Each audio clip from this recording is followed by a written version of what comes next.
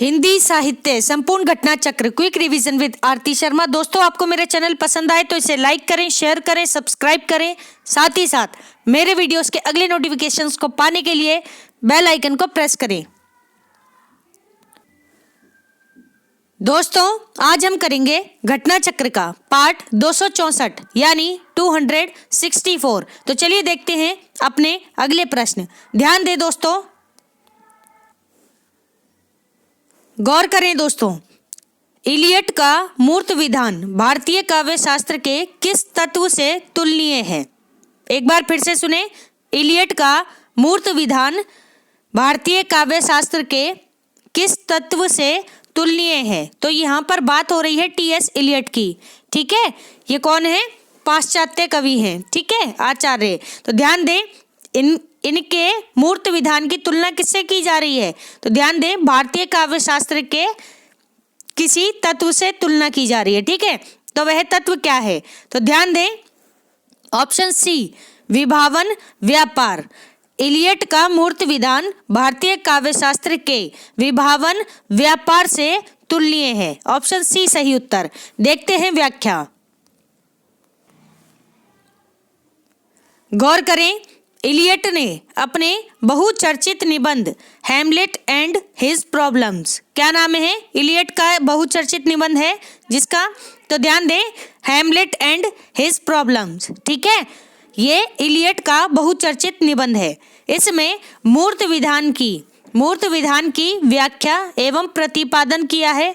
उनकी मूर्त विधान की अवधारणा को भारतीय काव्य शास्त्र की विभावन व्यापार से संबंधित अवधारणा के एकदम निकट माना जाता है।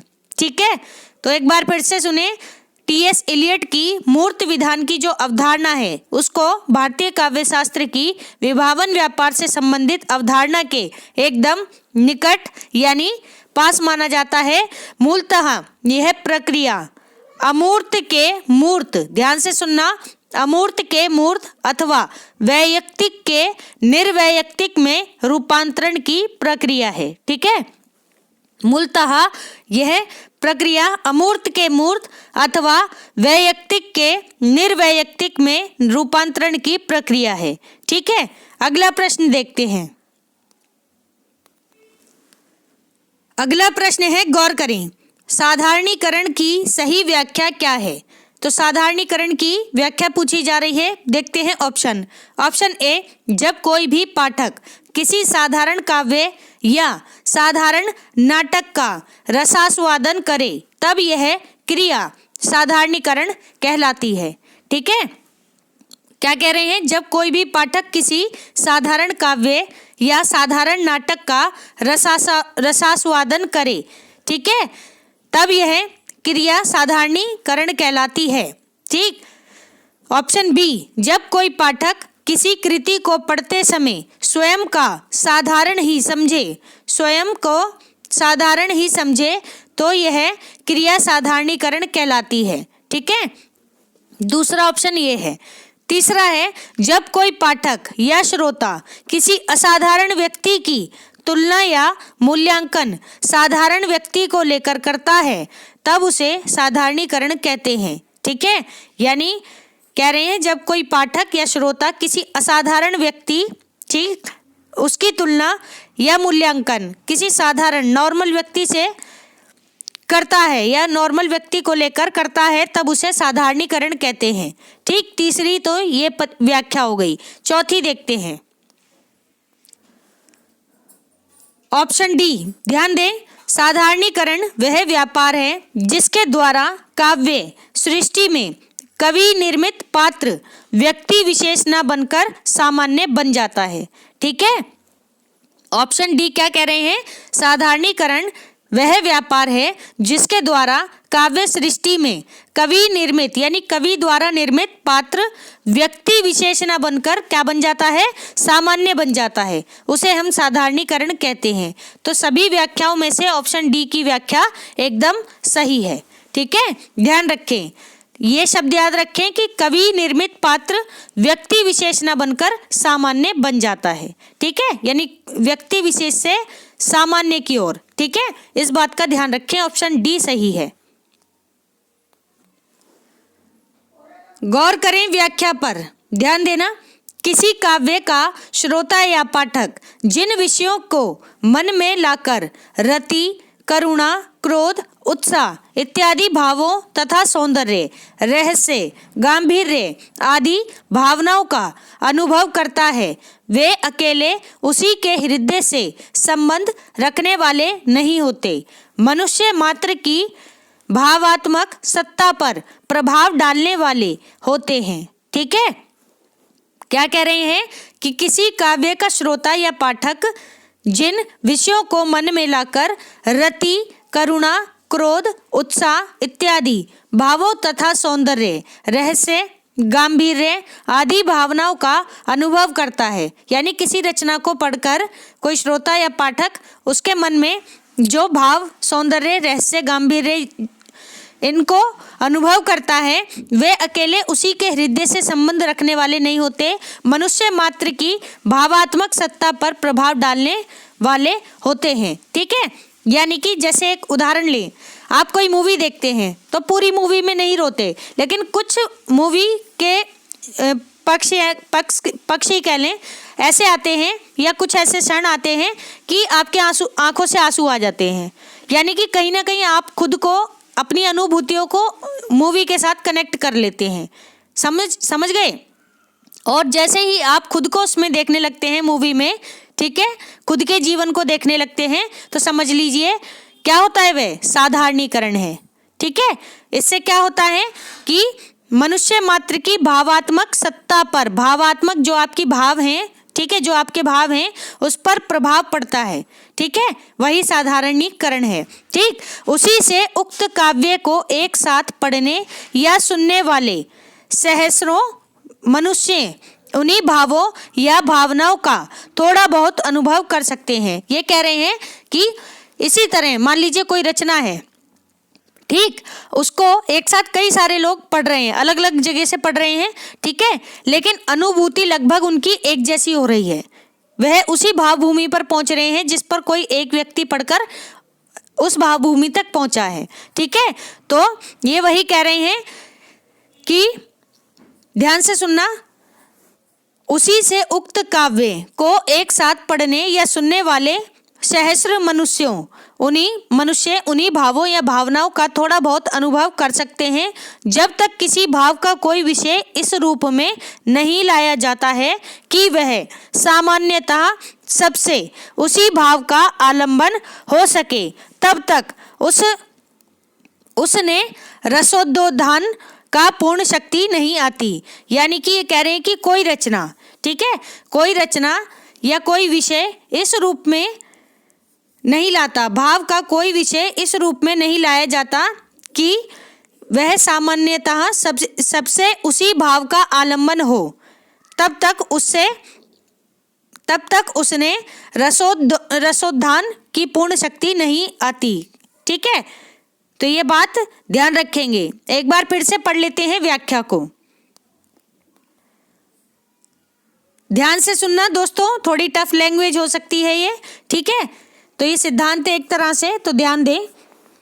किसी काव्य का श्रोता या पाठक जिन विषयों को मन में लाकर रति, करुणा, क्रोध, उत्साह इत्यादि भावों तथा, ये सारे क्या हैं, रति, करुणा, क्रोध, उत्साह, ये सारे भाव हैं। ठीक है, इत्यादि भावों तथा सौंदर्य, रहस्य, गांधीर्य आदि भावनाओं का अनुभव करता है, वे अकेले उसी के हृदय से संबंध रखने वाले नहीं होते, मनुष्य मात्र की भावात्मक सत्ता पर प्रभाव डालने वाले होते हैं। उसी से उक्त काव्य को एक साथ पढ़ने या सुनने वाले सहस्रों मनुष्य उन्हीं भाव या भावनाओं का थोड़ा बहुत अनुभव कर सकते हैं।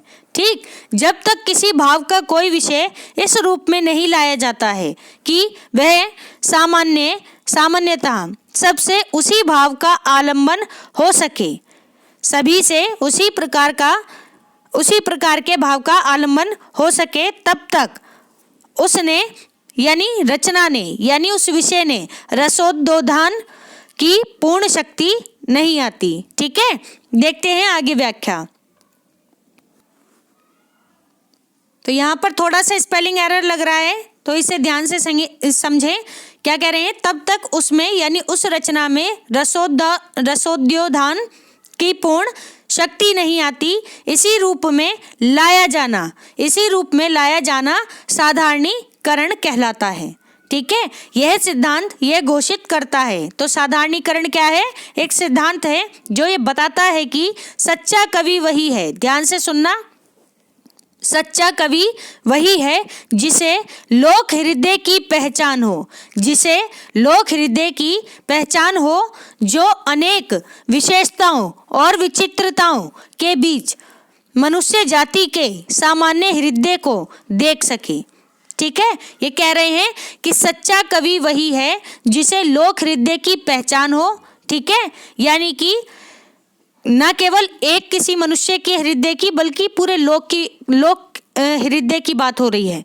ठीक है, तो ध्यान रहे, पूरे सभी लोक हृदय की पहचान हो, जो अनेक विशेषताओं और विचित्रताओं के बीच मनुष्य जाति के सामान्य हृदय को देख सके।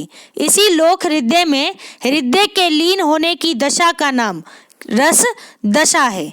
ठीक है, इसी लोक हृदय में हृदय के लीन होने की दशा का नाम रस दशा है। अतः साधारणीकरण वह व्यापार है जिसके द्वारा काव्य सृष्टि में कवि निर्मित पात्र व्यक्ति विशेष न बनकर क्या बन जाता है, सामान्य बन जाते हैं। कवि निर्मित पात्र व्यक्ति विशेष न बनकर क्या हो जाते हैं, सामान्य पात्र हो जाते हैं। और सामान्य पात्र होते ही वह लोक हृदय से जुड़ जाते हैं। इसीलिए कह सकते हैं कि उनका क्या हो जाता है, साधारणीकरण। ठीक है, यानी कि सामान्य जनता के हृदय से जुड़ जाना किसी रचना के भावों का। ठीक है, तो वह क्या है, साधारणीकरण है। ठीक, ध्यान रखेंगे दोस्तों, ये थी क्या, साधारणीकरण की व्याख्या, और ये किसकी दी हुई है, आचार्य रामचंद्र शुक्ल जी की। ठीक है, इस बात को भी ध्यान रखेंगे आप। लाइन जो पूछी जाती है तो ये भी पूछी जाती है कि यहाँ से लोक हृदय में हृदय के लीन होने की दशा का नाम रस दशा है। ठीक है, ये पंक्ति किसकी है, तो आप बताएंगे आचार्य रामचंद्र शुक्ल जी की। ठीक है, और ये सिद्धांत किसने दिया था, तो भट्टनायक जी ने। ठीक, ये बात भी आप ध्यान रखें, इस पर फिर व्याख्या की थी कई आचार्यों ने। सही है, ये बात ध्यान रखना। अगला प्रश्न है, उन्नत मना शब्द का सही अर्थ क्या है, तो इसका सही अर्थ है ऑप्शन डी, उच्च भावों एवं विचारों से युक्त। उन्नत मना, जैसा कि शब्द से पता चल रहा है, उच्च भावों एवं विचारों से युक्त शब्द है उन्नत मना। देखें व्याख्या, जो उच्च भावों एवं विचारों से युक्त होता है उसे उन्नत मना कहते हैं। तो यह कोई व्यक्ति भी हो सकता है। ठीक है, और व्यक्ति विचार कहाँ होते हैं, किसी मनुष्य के भीतर ही होते हैं। तो ऐसा व्यक्ति जो उच्च भावों एवं विचारों से युक्त होता है उसे क्या कहते हैं, उन्नत मना कहते हैं। ठीक, अगला प्रश्न है, ध्यान देंगे दोस्तों, क्या है प्रश्न, यद्यपि मैं खुद उर्दू का बड़ा पक्षपाती हूँ, लेकिन मेरे विचार में हिंदी को विभाषा या बोली कहना उचित नहीं। यह कथन किसका है, ध्यान से सुनना, हिंदी के बारे में बात हो रही है। कह रहे हैं यद्यपि मैं खुद उर्दू का बड़ा पक्षपाती हूँ, लेकिन मेरे विचार में हिंदी को विभाषा या बोली कहना उचित नहीं है। यह कथन है ऑप्शन बी, गारसा दा तासी का। किसका, गारसा दा तासी का। तो गारसा दा तासी किसके बड़े पक्षपाती थे, उर्दू भाषा के। लेकिन वे कह रहे हैं कि मैं भले ही उर्दू का बड़ा पक्षपाती हूँ, लेकिन मेरे विचार में हिंदी को विभाषा या बोली कहना उचित नहीं है। ठीक है, हिंदी एक अपने आप में बड़ी भाषा है। ठीक दोस्तों, तो ऑप्शन बी गारसा दा तासी का कथन है। देखते हैं प्रश्न की व्याख्या। ध्यान दे दोस्तों, गारसा दा तासी ने संवत 1909 के आसपास हिंदी और उर्दू दोनों का रहना आवश्यक समझा था। ठीक है, 1909 के आसपास की बात हो रही है, संवत 1909। तो गारसा द तासी जी ने संवत 1909 के आसपास हिंदी और उर्दू दोनों भाषाओं का रहना आवश्यक समझा था और कहा भी था, यद्यपि मैं खुद उर्दू का बड़ा पक्षपाती हूँ, लेकिन मेरे विचार में हिंदी को विभाषा या बोली कहना उचित नहीं। वहीं गारसा द तासी आगे चलकर मजहबी कट्टरपन की प्रेरणा से सर सैयद अहमद की भरपेट तारीफ करके हिंदी के संबंध में फरमाते हैं, क्या फरमाते हैं, माफ करना दोस्तों, वह कहते हैं किसके लिए, सर सैयद अहमद खां के लिए। ठीक है, तो ध्यान दें, इस वक्त हिंदी की हैसियत, ध्यान से सुनना, यह भी कथन किसका है, गारसा द तासी का।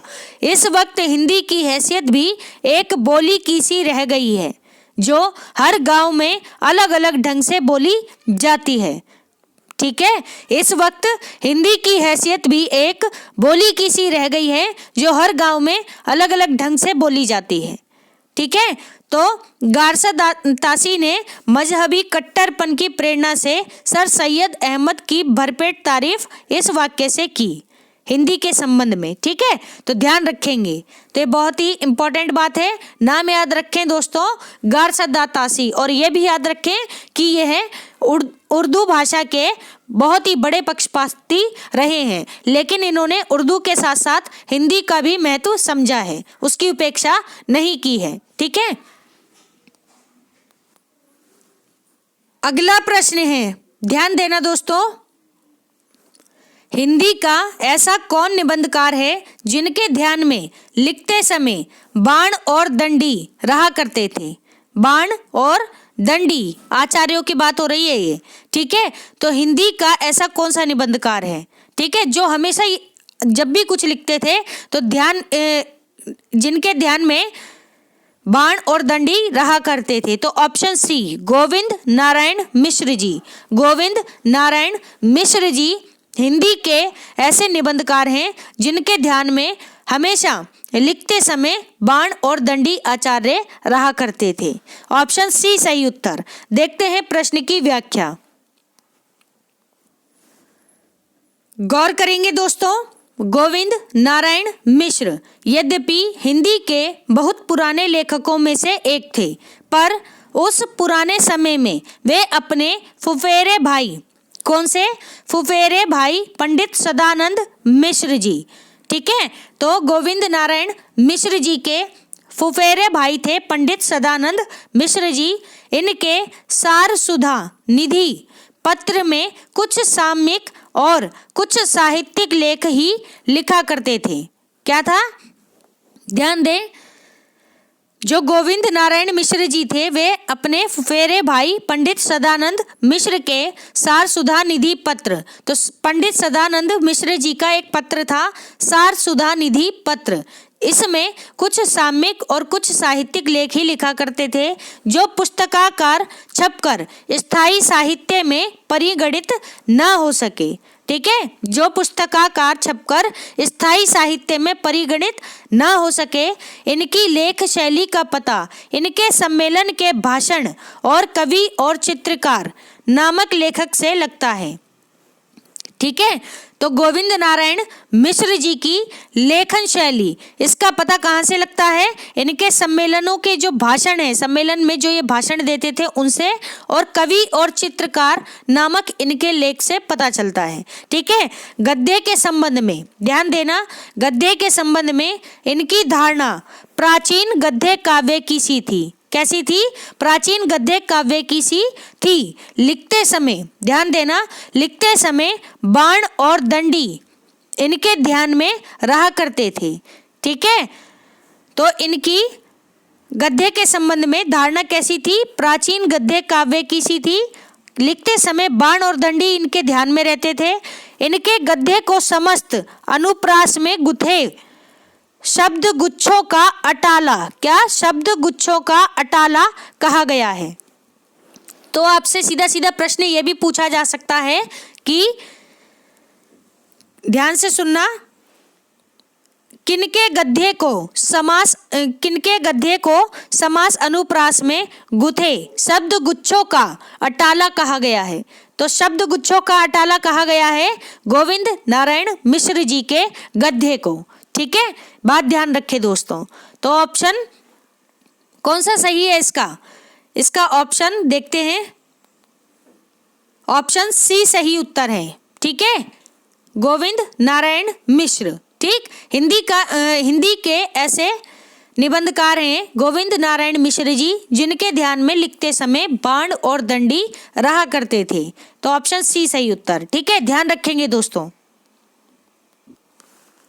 तो दोस्तों हमारा आज का ये वीडियो यहीं समाप्त होता है। Thanks for watching. अगर आपको मेरे वीडियोस पसंद आ रहे हैं तो इन्हें लाइक करें, शेयर करें, मेरे चैनल को सब्सक्राइब करें। साथ ही साथ मेरे वीडियोस के अगले नोटिफिकेशंस को पाने के लिए बेल आइकन को प्रेस करें।